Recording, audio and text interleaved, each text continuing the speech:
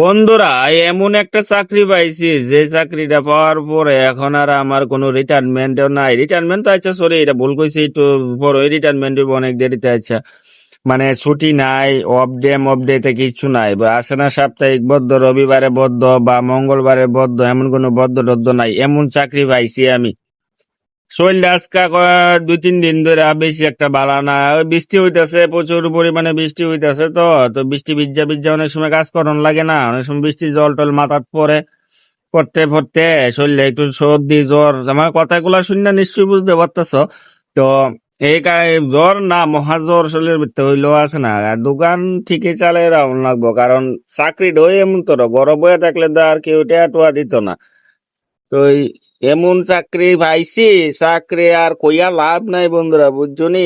এবার কাজ করলে পয়সা, না করলে পয়সা নাই, এটাই কইতাছি আর কি। কি তার করম কৌ, চাকরি যখন এমন পাইছি, তো চাকরি তো করতেই হইব।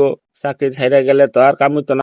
বন্ধুরা, বৃষ্টি বৃষ্টি তো আর ভালো লাগতেছে না, বুঝছনি। তো আজকে সকাল থেকে এখন তোরা রৌদ্র উঠছিল, ভাবছিলাম তো আচ্ছা যাক আজকে মনে হয় রোদ টোদ উঠবো।